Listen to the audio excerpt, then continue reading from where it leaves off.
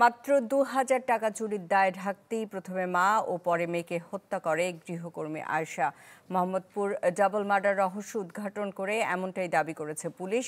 গতকাল ঝালকাঠি থেকে তাকে গ্রেফতারের পর জেরা করে পুলিশ জানায়, এর আগেও বহুবার বিভিন্ন বাসায় চুরির সাথে জড়িত ছিল আয়েশা। সোমবার মোহাম্মদপুরে মা ও মেয়েকে নৃশংসভাবে হত্যার ৩ দিনের মধ্যেই ঝালকাঠির নলছিটি থেকে গ্রেপ্তার করা হয় গৃহকর্মী আয়েশাকে। চলতি বছরের জুলাইতে ৮,০০০ টাকা ও স্বর্ণের আংটি চুরির ঘটনায় আয়েশার নামে একটি অভিযোগ দায়ের করা হয় মোহাম্মদপুর থানায়। সেই ঘটনায় পাওয়া একটি নম্বরের সূত্র ধরে প্রথমে সাভার থেকে স্বামীকে ও পরে তাকে জিজ্ঞাসাবাদ করে ঝালকাঠিতে অভিযান চালিয়ে গ্রেপ্তার করা হয় আয়েশাকে। বাসা থেকে বের হয়েছে সোহরাওয়ার্দী মেডিকেলের ভিতরে গিয়ে পুনরায় কাপড় পাল্টিয়ে তার নিজের কাপড় পরিধান করে সে সাভারের উদ্দেশ্যে রওনা হয়।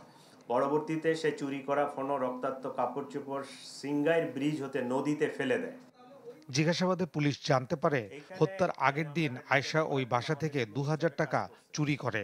পরের দিন গৃহকর্ত্রী লায়লা আফরোজ এই ঘটনা পুলিশকে জানাতে চাইলে শুরুতে তাকে খুন করে আয়েশা। পরে নবম শ্রেণী পড়ুয়া মেয়ে নাফিসা মাকে বাঁচাতে গেলে তাকেও হত্যা করা হয়। কাজে আসার দ্বিতীয় দিনে সে বাসা থেকে ২,০০০ টাকা চুরি করে।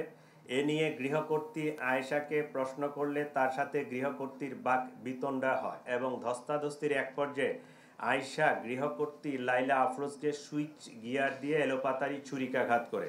এ সময় তাদের মেয়ে নাফিসা তার মাকে বাঁচাতে এগিয়ে এলে তাকেও ছুরিকাঘাত করা হয়। খুনের পর আয়েশা ল্যাপটপ ও মূল্যবান সামগ্রী লুট করে পালিয়ে যায়।